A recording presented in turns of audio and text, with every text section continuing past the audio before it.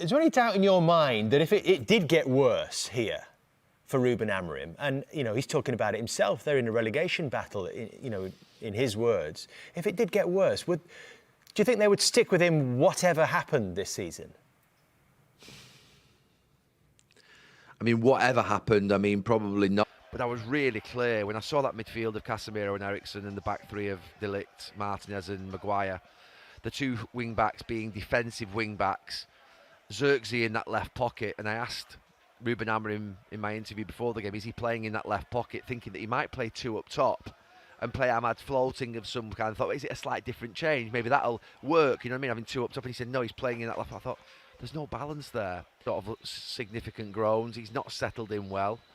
But then when he came off, it was brutal. To be subbed after 25, 30 minutes, that's tough. And like you said, the reaction of the crowd made it even tougher. And they're well within their rights to react that way.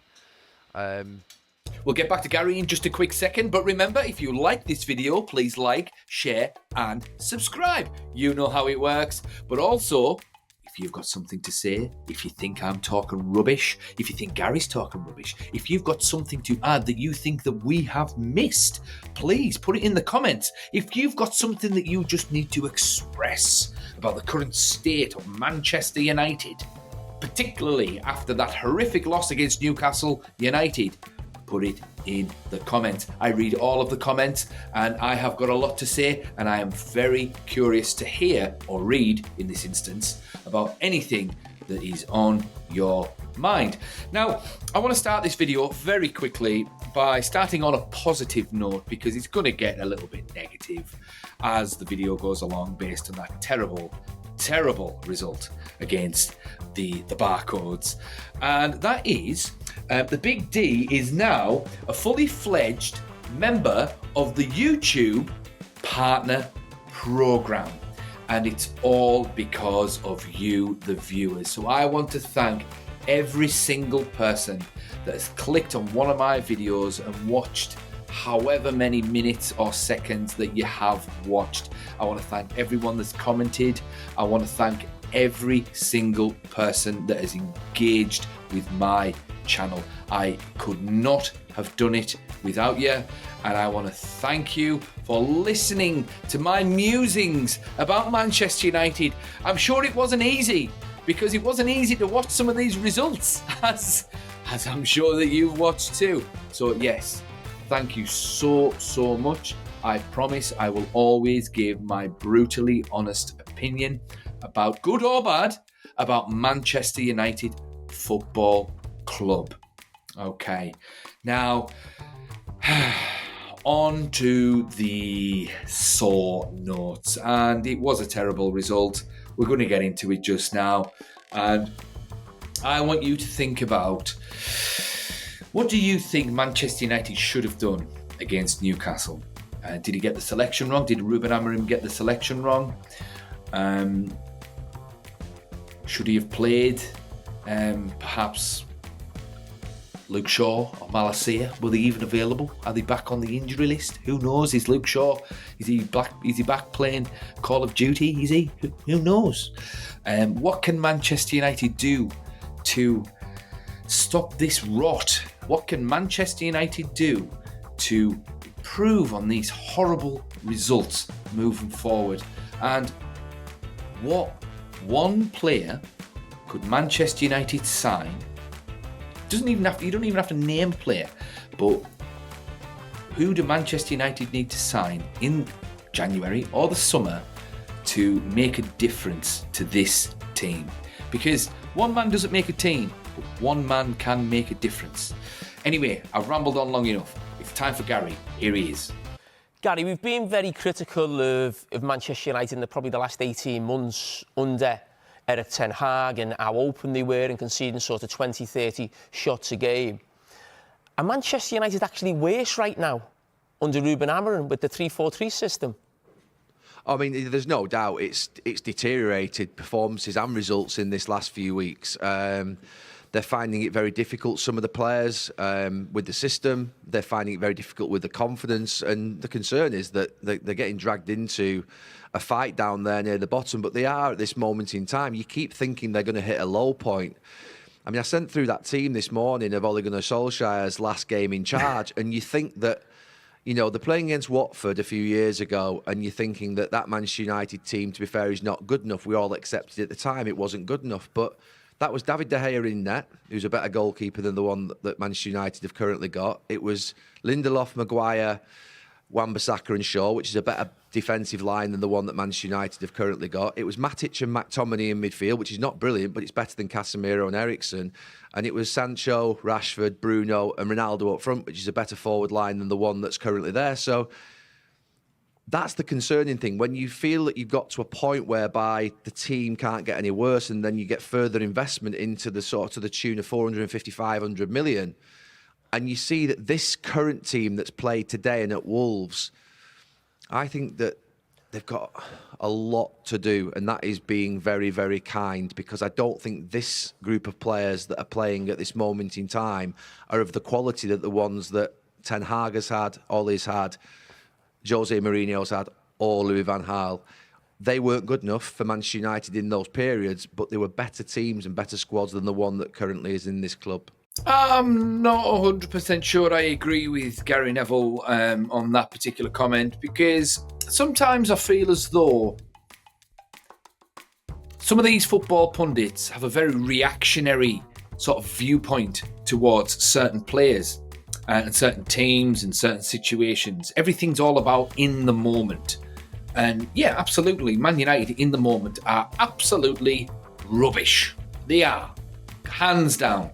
But he's just mentioned Ole's last team against Watford, I think he said there. And he said that was a better team than what we've got now. No, it's not. No, it's not. I mean, he went through the team there. I'll give him David De Gea. David De Gea is a better goalkeeper than Andre Onana. David De Gea was an absolute legend. He should still be at the club.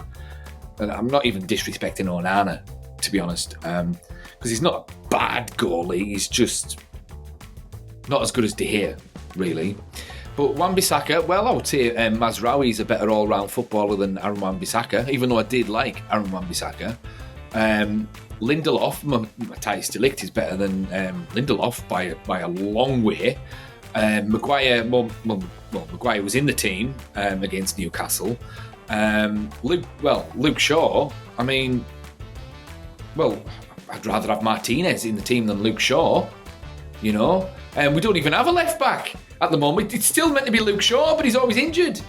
Matic and McTominay, well, McTominay should still be at the club. I'll give him that. But I wouldn't say Matic is any better than Casemiro. And then Sancho and Rashford, well, I mean, those two players had bad attitudes.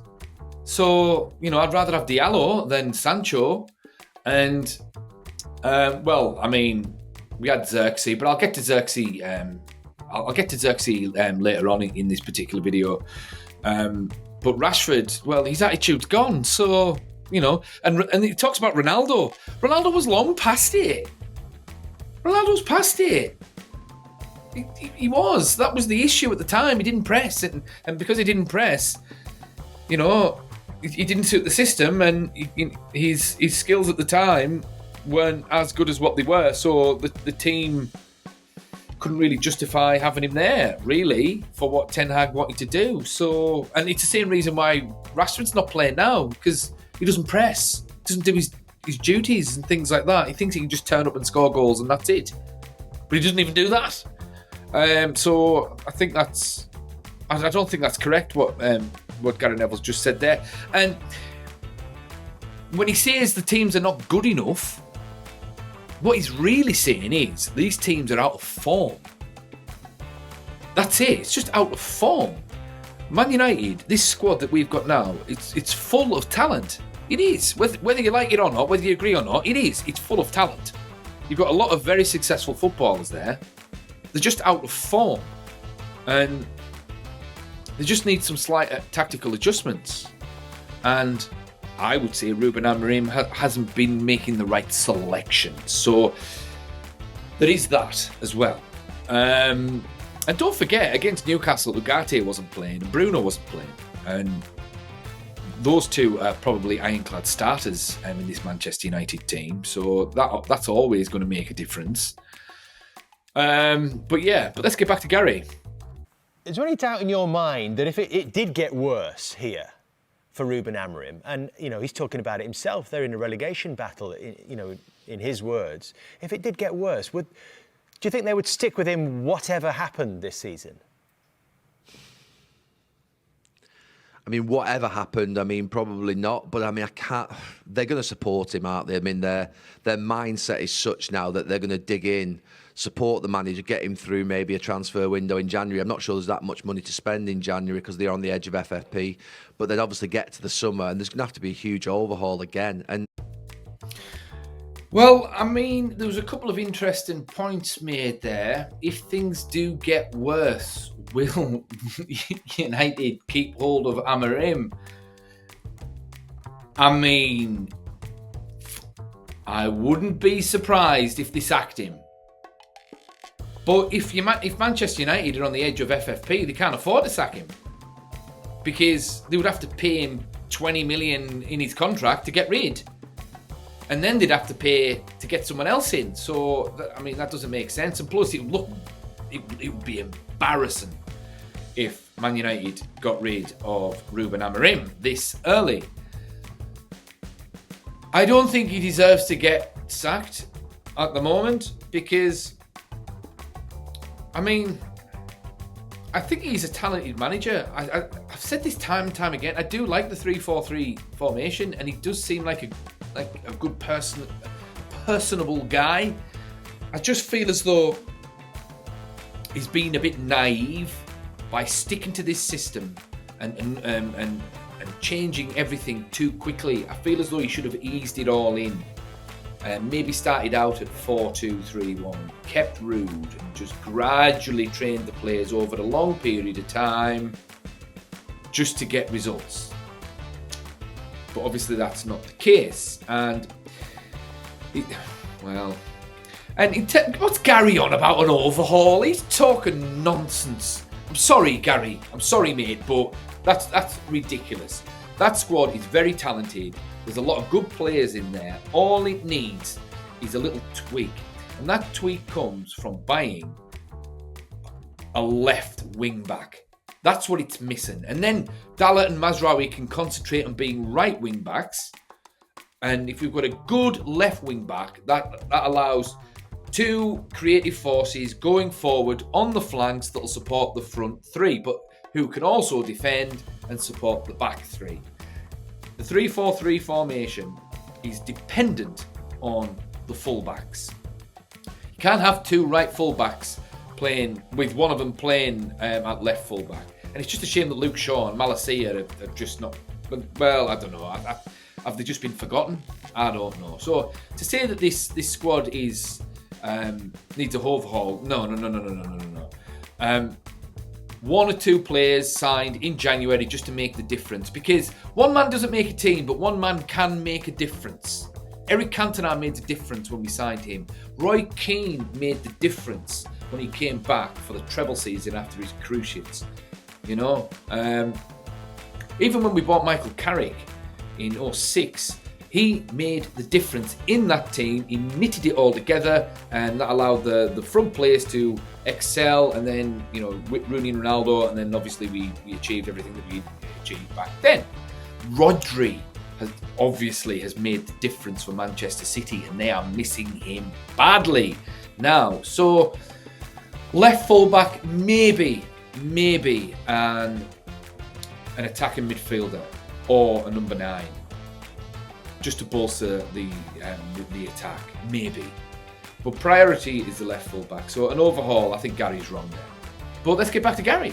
But I was really clear when I saw that midfield of Casemiro and Eriksen and the back three of De Ligt, Martinez and Maguire, the two wing backs being defensive wing backs, Zirkzee in that left pocket. And I asked Ruben Amorim in my interview before the game, is he playing in that left pocket, thinking that he might play two up top and play Ahmad floating of some kind. I thought, is it a slight different change? Maybe that'll work, having two up top. And he said, no, he's playing in that left. I thought, there's no balance there. We know there's no attacking threat going forward from the wing backs, and that's not their fault. Just that's their fullbacks. Their fullbacks playing wing back. I was put there once or twice, Peter. That is a bloody hard position to play wing back if you're a fullback. I know it might seem like it's only a little bit further up the pitch. The energy system's different. You've got to have so much quality on the ball in the final third. You're expected to be a winger when you're attacking, and you're expecting to be a fullback when you're defending, and these are just fullbacks. So it's not something, you knew that wasn't going to work. Midfield, Casemiro and Eriksen is never going to work. I said in the first half, I mean, it's been said, they can't be playing together in a Premier League match against Joe Linton, Guimaraes and Tonali. They just can't be. You cannot play them two. And, you know, Ruben Amorim should have known that, I think. You know, we obviously, he's only new in the job and he's getting to know his players, but he changed it after 25 minutes where he moved Eriksen up one to Zirkzee's position. We'll come back to Zirkzee in a minute, and he put Mainu on. I mean, Mainu's not in the best form at this moment in time, let's be clear. None of them are. But you can't play Casemiro and Eriksen in midfield against that three. And they just got obliterated in that first half an hour. It was embarrassing. It really was. It was as bad as it gets. Honestly, it was really, really bad. It was a low point, and it improved obviously when Mainu came on and there was a bit more legs in there. And it's not the fault of Casemiro or Eriksen either. I said at one point in the first half that the last person that Casemiro would have wanted to see next to him was Eriksen, and the last person that Eriksen would have wanted to see next to him was Casemiro. And I'm saying that politely. They probably would have looked at each other and thought, you know, I wish I'd someone a bit quicker alongside me, and vice versa. That's how it is. When you play two slow old centre-backs together, you know, Steve Bruce always wanted Gary Pallister. You know, Nemanja Vidic always wanted Rio Ferdinand, and vice versa, because, you know, one of them's a bulldog in the air, and you want that sort of yin and yang, and they just don't fit with each other, Casemiro and Eriksen. So when I saw the team, I just thought there's no chance that team can play football well together. It's impossible, really, because you relied upon Ahmad, who's the only person really in the position that he belongs, that you would think that can actually create anything or do anything. So, and he struggled in the first half as well because he had nothing around him. So I thought it was the team selection I thought was wrong. I did. And that's not me sticking the knife into any man. I just thought it was wrong. You can't play that back three with that midfield two. It's got no legs. Yeah, I mean, he makes some interesting points there. I don't disagree too much with what Gary said. Casemiro and Eriksen in midfield together, you know, it wasn't a good combination. I don't know why Cobby hasn't been playing more than he's been playing, really, because Cobby is a brilliant player. But Casemiro and Eriksen, it just wasn't good at all. Zirkzee up front, well, as the number 10, I think that's Zirkzee's best position, really. He played really well there against Everton, but the team lacked pace up front. That's what I noticed the most about that team. I think Casemiro should be playing more games. He should continue to play games. I do like Casemiro, and I think he's still got something to offer. He's not the player that he used to be, but he's certainly still got something to offer, but not next to Eriksen.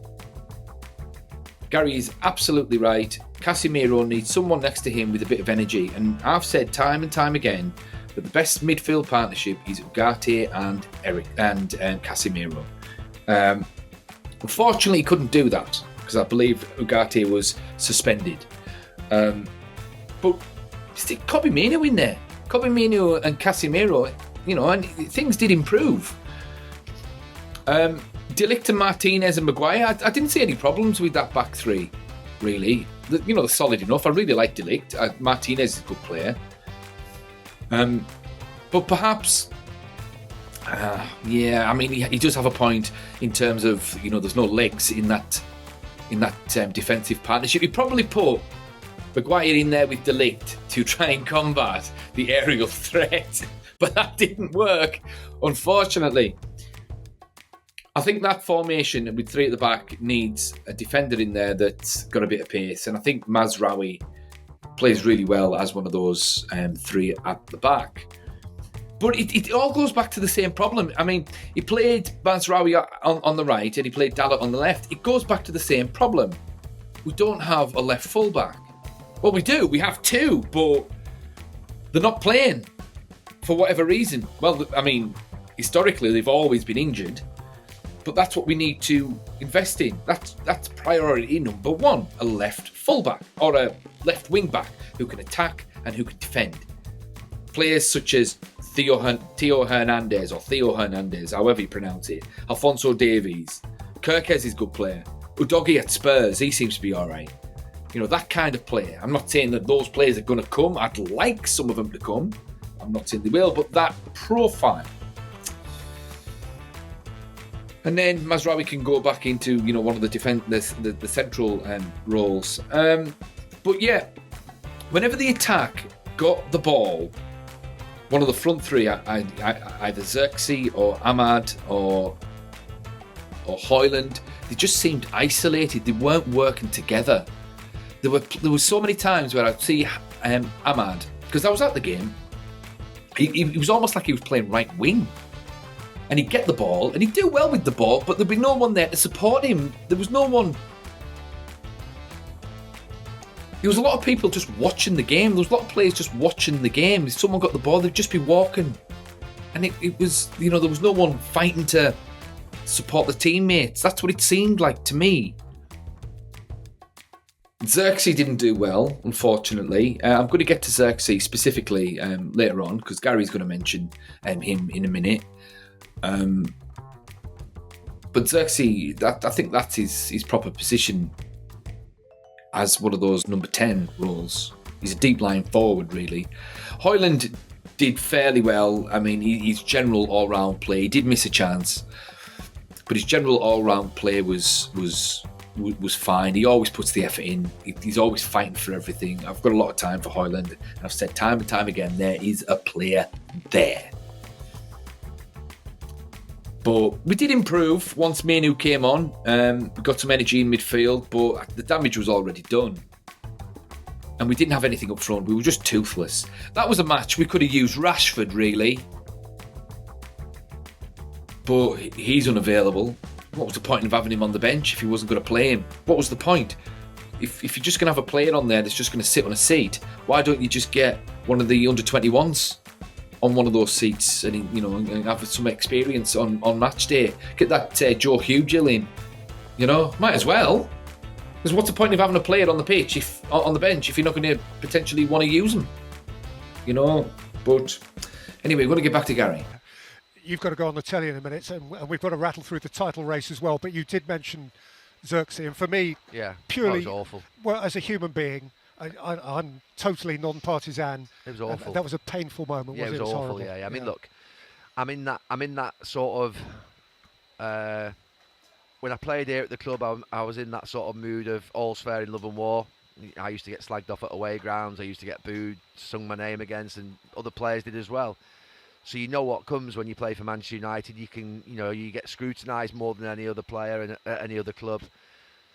But I think he almost got cheered off. Mainu cheered on. I suppose you could argue which was it. But he was certainly sort of, when he gave the ball away in the first 25-30 minutes, there was sort of significant groans. He's not settled in well. But then when he came off, it was brutal. To be subbed after 25-30 minutes, that's tough. And like you said, the reaction of the crowd made it even tougher. And they're well within their rights to react that way. But then he walked off, seemed to storm off, didn't he, down the tunnel. And I just wonder whether someone's told him to get back in. But there is a human being in there that's got family and brothers, sisters, parents, grandparents. And, you know, I've been there myself where they take it really hard, and he'll be suffering tonight. So, yeah, I felt for him. It was a brutal, clinical moment. I've not seen many moments like that at Old Trafford. I said that on the commentary in the 44 years that I've been coming here, where players almost come off. It was like he was being mocked in some ways. But that's where we're currently at. And this crowd a lot of them have seen fantastic football for many, many years, and some of them have seen the last 10 years, which has been more of a struggle. This is as low as it gets. The Zirkzee situation wasn't good at all. The Big D's honest opinion about the Zirkzee situation. And I was there. I was in the Stretford End. I heard the boos reverberate around Old Trafford. It was horrible. And the Big D's reaction to that is, I thought that was terrible. I thought that was terrible for Joshua Zirkzee to get booed in the manner that he did was absolutely shocking. He didn't deserve that. He didn't. Let's put this into perspective. Joshua Zirkzee is a young lad. He's a young lad. What is he, 23? 23-year-old. I mean, what were, you people watching me talk here on YouTube, what were you like when you were 23 years old? You know? You don't boo a 23-year-old like that. And he's new at the club. He's had 3 different managers while he's here, none of which know what to do with him. He's finding his feet. He's come to a foreign country as well. He's probably away from his friends and his family and all of this. And he's been here 2 minutes. And he's getting booed like that. And he hasn't been that bad, despite the fact that United have been rubbish so far this season. I mean, he played really well against Everton. He played really well, back 2 goals.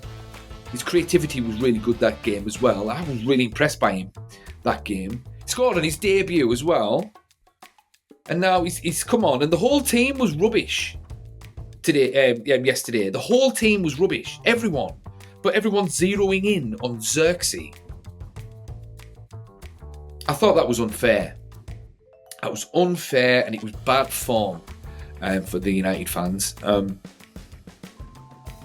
remember watching the game in the Stretford End. I had some really good seats, and I was watching that woeful performance. And personally, I felt as though, generally speaking, the Man United fans are the best fans in the world, generally speaking, because we've put up with a lot of rubbish over the past 10 years, a lot of rubbish. And that first 20 minutes was terrible. It was just terrible. But I was disappointed the way they reacted to Joshua Zirkzee. I was disappointed. That wasn't a good moment for the Man United fans. I do sympathise with the Man United fans, and I am a Man United fan, obviously. Generally speaking, we have been woeful. And I think Ruben Amorim has shown his naivety as a manager. He's shown that he's still got a lot to learn, really. And what he's done is he's done the same mistake. He's made the same mistake that David Moyes made. He's made the same mistake that Brian Clough made when he went to Leeds United as well. And that is, he's come into a club and tried to change too much too soon.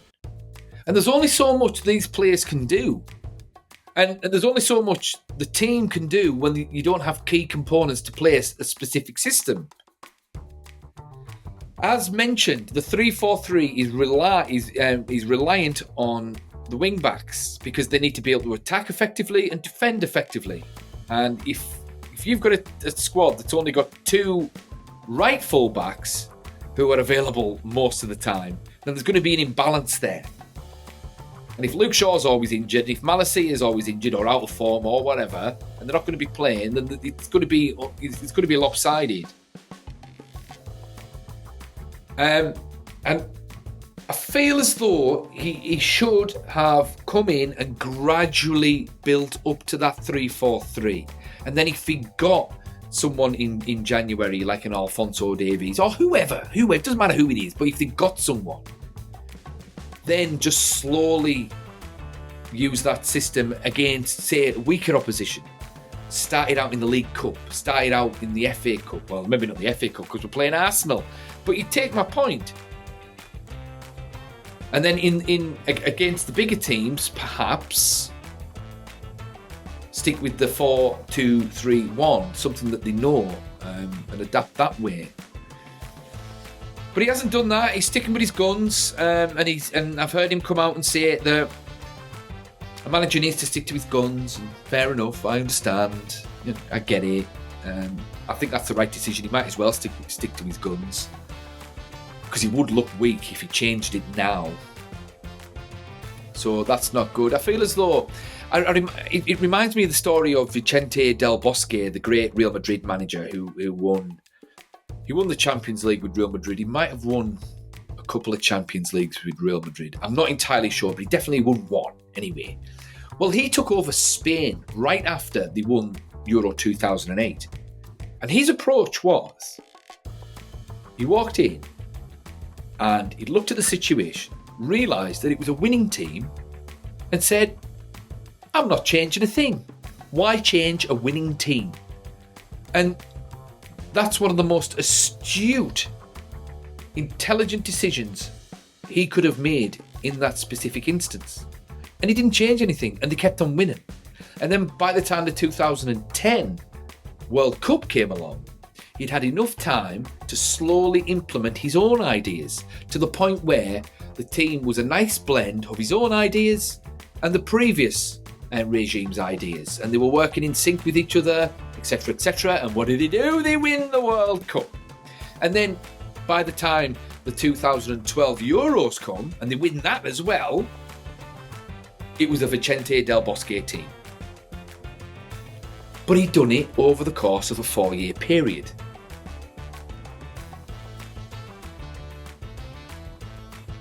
But Amorim's not done that. He's just not done that. I don't know what's going to happen with United now. I really want to look at positives. To give the devil the due, to give the Devils, the Red Devils their due, they were missing 2 key players against Newcastle. That was Bruno Fernandes and Ugarte. And having Ugarte and Casemiro in midfield would have made a difference yesterday. Having Bruno up front would have made a difference, for sure, because he's our best player.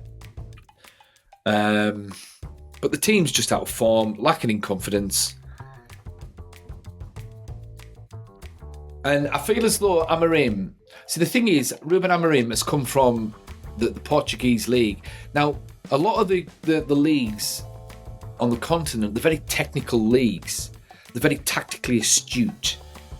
And the players are brought up in a different kind of way, to a degree. So it's a lot easier to implement tactical revolutions, tactical plans, all that stuff, right? But in the Premier League, it's a lot more physical. And I don't think he's realised that, because if he understood the physicality of the Premier League, there's no way he'd play Casemiro and Eriksen. There's just no way. Because in the Premier League, you need a midfield that can run, that can tackle, that can dominate. That's what you need. And Casemiro and Ugarte is a perfect blend of that. And Casemiro and Menu would have been a better combination. But I think I've already said that. So, it's a sad, sad time for Manchester United at the moment. I made some notes. Have I said everything? Yeah, we were lacking teeth up front. Even when we got the ball off Newcastle, there was nowhere to pass it forward. Alex Ferguson used to say, the attack wins you matches and the defence wins you the league. Well, I feel as though we've got a good defence. We just can't score goals. That's the takeaway. But I don't know what else to say, really. It's a little bit dejecting. But what do you guys think? If you've lasted this long in this video, it's quite a long video, trying something new. I hope it works. But please, if you've listened this far, thank you. And you obviously are interested in what I've got to say. And because of that, I am very interested in what you've got to say. So please, put it in the comments. I await with bated breath. And I mean that. See you in the next one.